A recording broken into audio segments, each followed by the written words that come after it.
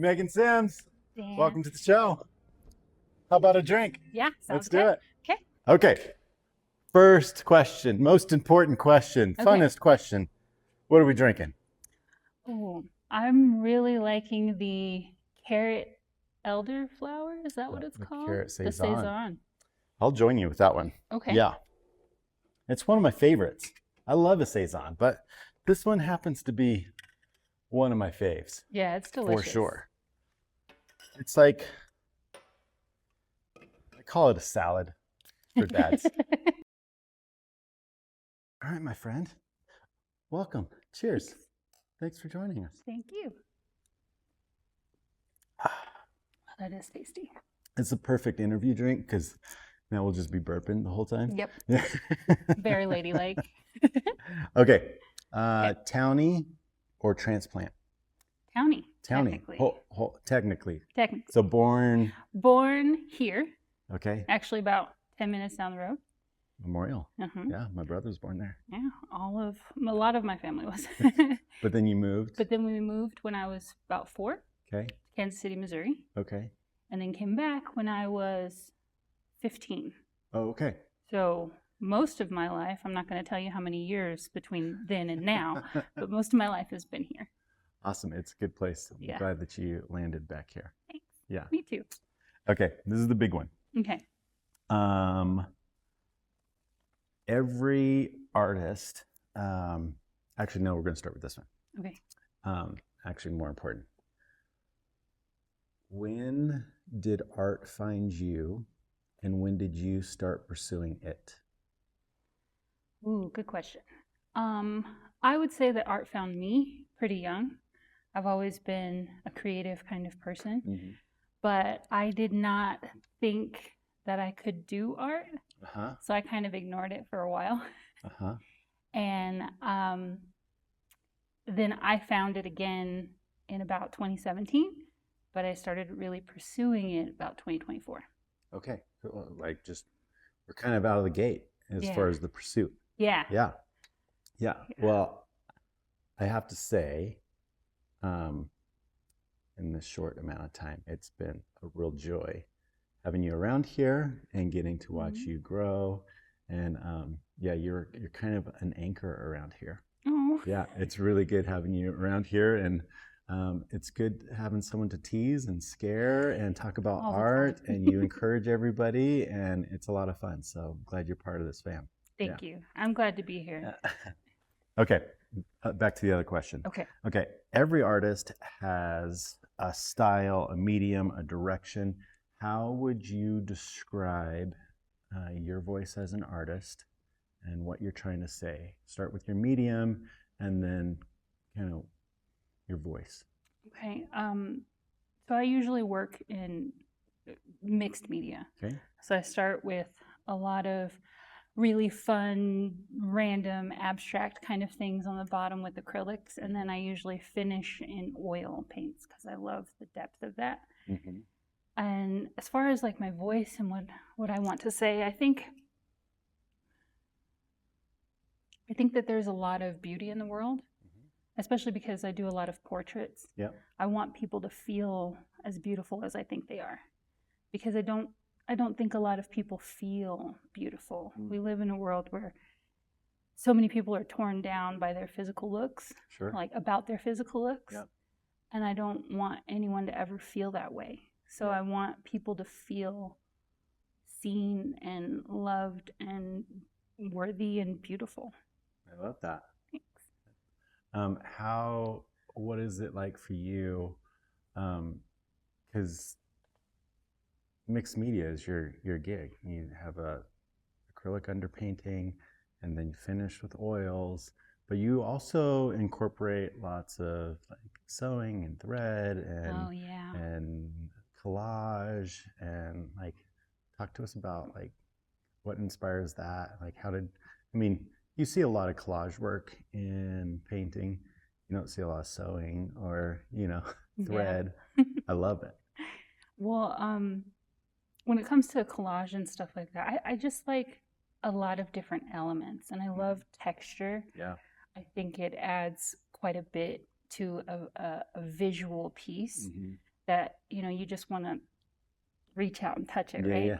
I love that kind of stuff. And when it comes to thread and things like that, I've always really had a passion for fashion, Uh-huh. passion for fashion and clothing and stuff. I've taken sewing classes. I used to sew my own clothes all the time when I was a teenager. And That's why you and Emily nerd out. yeah, but it's just it feels like a part of me. I Yeah. think that's what it is. It feels a little off if a piece doesn't have at least a little bit of embroidery thread on Yeah, it. I love it. I love it. It is fun like watching you come in every day because you like have real like boss babe energy. Throw open the door and throw back your trench coat or whatever you have going on, and it's a whole thing when you come into this place. It's great. Thanks. Depends on what Yeah. music I've been listening to beforehand. I Yeah, think. yeah. Well, I really appreciate it because like I hear the door, I'm like, is it Megan? Because I got to see the entrance. It's always an entrance. It's really good. Okay. What and or who inspires you as an artist? A very general answer to that would be people. Sure. Yeah. I think that everybody has a story to tell, Mm-hmm. and I've always enjoyed people watching and kind of making up my own stories about Uh-huh. people. Like, oh, they're a secret spy and they're doing all these things. I just have a wild imagination, but I think also music inspires me quite a bit too. Uh-huh. Sure. So there's a lot of energy from music and a lot of fluidity, and it makes me feel all kinds of emotions. Yeah. I can go from 0 to 100 or 100 to 0, Uh-huh. depending on the music. Sure. Yeah. And I think that inspires my art quite a bit. I Yeah. really like to have fluid motion in my art. I Mhm. really like to have the stories that people can tell us in my art. That really inspires me. People are pretty cool. Yeah, kind of artists that we love people.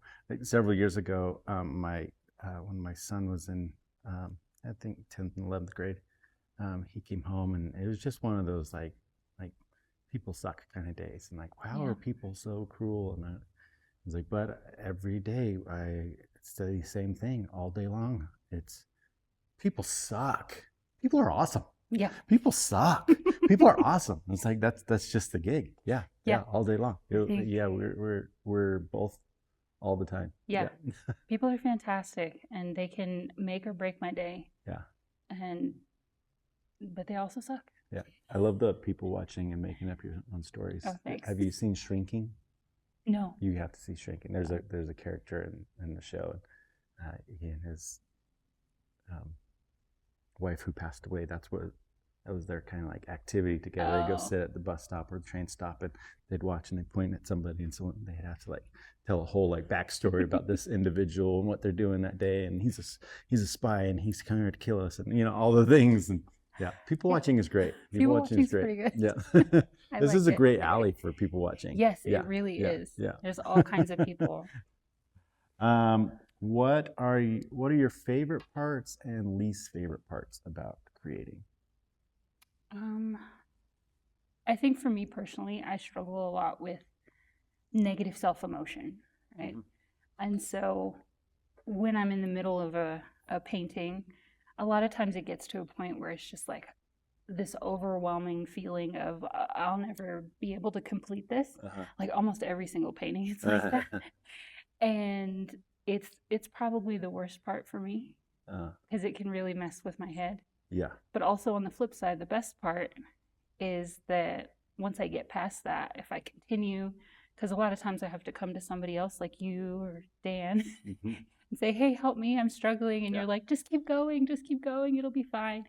And when I get outside of my head and listen to somebody else and keep going, then I get to this point where it's like, that came out of me. That's really cool. Yeah. I think that this goes back to humans being so cool. Yeah. That the brain of a human, that it happens to belong to me, can do something like that. I think is really, it's an elation that I don't get Yeah. from a lot of other things.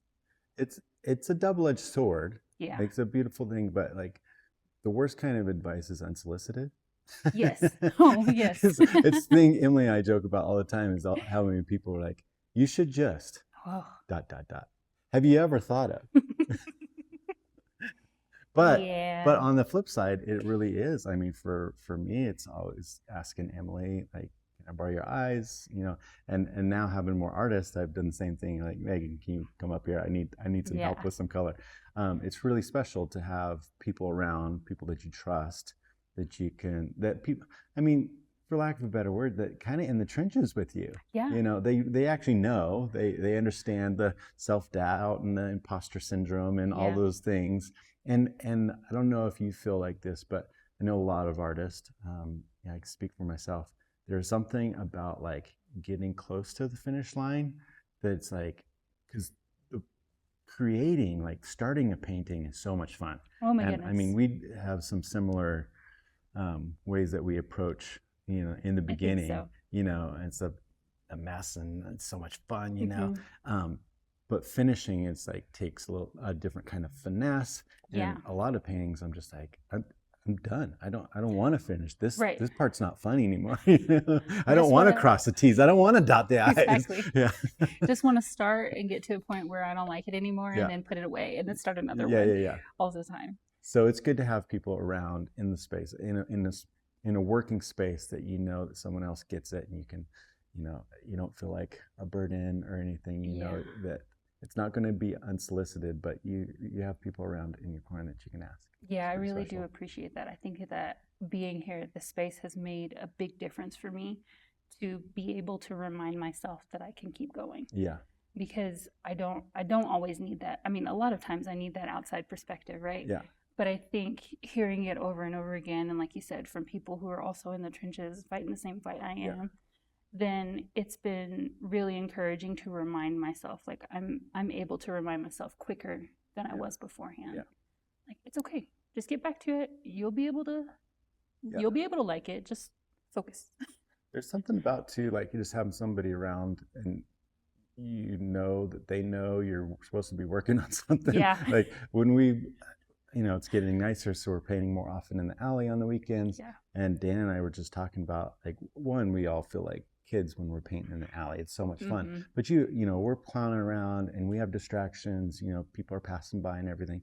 But it's weird. You have all that extra energy and distraction, but there's like this really crazy acute focus. Yeah. And like, if I know that I would be so much better if all I did was paint the alley. Oh, really? and bubble all the time. Like, there's just like this crazy acute, like, it's like, oh, it's not like it's performance, but it Yeah. is like, there's no like clowning around. Like, we got Right, you have a job to yeah, do. Like, yeah, get it done. It's really great. Yeah. Yeah, love it. Okay, what? How does art affect other parts of your life? Ooh. I think it's affected the way that I view people, Mm-hmm. of course. And I think in a positive way, it's affected the way that I view myself. Oh, that's awesome. Yeah. Like I said, I struggle Yeah. with negative thoughts and things like that. But I think just being able to create things and view the beauty that I see in all these other people and all these other experiences that I have in the world, I think art forces me to slow down and take deeper breaths and appreciate it even deeper. And I think that's had an effect on how I view myself. Yeah. When I get into negative self-talk and stuff like that, it's like, okay, hold on, slow down. Yeah. Let's look at what I've done and I've accomplished, and the friends that are around me that say good things about me, and all of these amazing, amazing things that I can sit slow and focus on to kind of relieve some of that anxiety. Yeah. Yeah. That's really great. I was just talking to Becca Day, and she said she didn't pursue art for a long time. The same reason, she didn't feel like, it's like, who am I? I can't do that kind of thing. Yeah. But it forced her to like push in, and it gave her a lot of confidence. Like, Yeah. like making herself like pursue helped like create that. Because I mean, it I think by nature, unless you're just a complete narcissist, like we're all a little whoa, you Yeah. know, like, who am Yeah. I, you know? And I used to love going to artist talks, you know, after Oh. You know, when someone has a first, Their solo solo show, exhibit, and then you go to their artist talk, and it's like without fail, they all start the same. It's like, well, I feel like a little bit of an imposter. And it's like, Yeah. it's so funny because they're just like these awkward people that just created like we're all here for you. Like you are the real deal. Right. And they're just all sheepish, like, and we're all the same. It's Yeah. what it is. Yeah. What are the main, and no, I know that there's many, but what are the main roadblocks for you as an artist? And maybe if you want to touch on just like collectively for artists in general, what are roadblocks? But start with you. For me personally, I hate to sound like a broken record, but my own mind Yeah. is its own roadblock. It's common. I think that I struggle sometimes with actually doing a thing. I will have so many ideas but actually doing it, because I feel like I'm not going to be able to do it in the way that would live up to what I have in my head, right? And so it's like, well, I might not even try. It's fine. So I think myself, that's probably the biggest roadblock. Mm-hmm. But again, I'm learning. I'm working through it, Mm-hmm. pushing myself anyway. I think generally speaking, it's for every artist, it's kind of two sides to the same coin. And I think a lot of that is personal preference. A lot of people have just different preferences when it comes to art. Mm-hmm. And I think that's a good thing, Sure, because yeah. that means that anybody can. Carrot. Yep. Anybody, thank you. Yep. Carrot beer. Anybody can make art, Mm-hmm. and it will be received well by at least one person, right? Probably a multitude of people, but at least one person. Mm-hmm. But I think that's also the difficulty as well, because if you have, this skill and this idea about your art, and it isn't received well, that can be really detrimental to a lot of people, mentally speaking. Yep. And especially if it happens repeatedly over and over and over again, then a lot of people just want to give up. And don't do it. Don't give up. Don't give up. But I think that's probably one of the biggest roadblocks, but it's a squishy roadblock you can climb over. I like that. Quote that. Let's put that on a bumper sticker. Okay.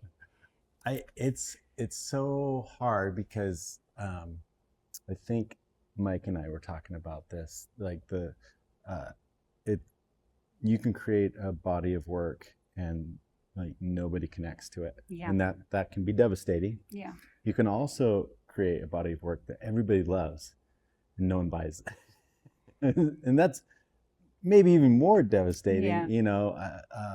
Artists that I love so much posted a couple things today that were hanging here in town. And I mean, this is from a show like 3 or 4 years ago. And I'm like, what are these pieces still doing around? I mean, they're extraordinary. And that's the thing about art. I think it's a huge challenge and can take the wind out of your sail, because a couple things. Of course, we want to create, we're creating because we're artists, and artists have to art. Right.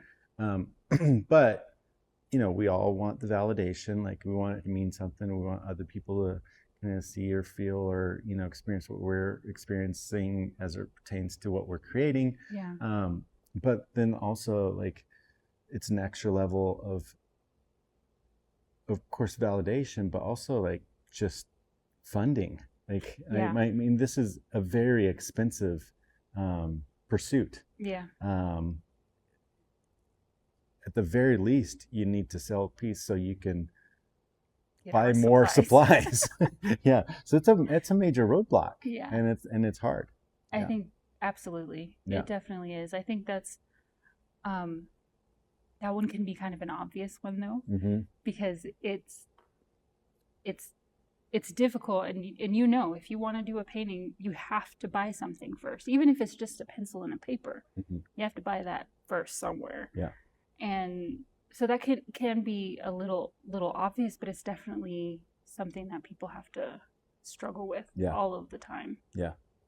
But again, a squishy one. A little less squishy. Yeah. But still a robot that can be overcome. Yeah, that's good. Okay, so big one though. Okay. We're done talking. All right. But tell the people again who you are. How can they find you? Okay. I'm Megan Sims, and you can find me at Megan Sims Art on Instagram and YouTube, or here at the Lookup Gallery at Yobel. Often. So come on in. Cheers. Cheers. Thanks, man. Thank you. Carrot burps. Carrot burps. That was a fake one. I really wish I was recording to talk about you swallowing your gum. I was. Yeah, maybe I need to use that.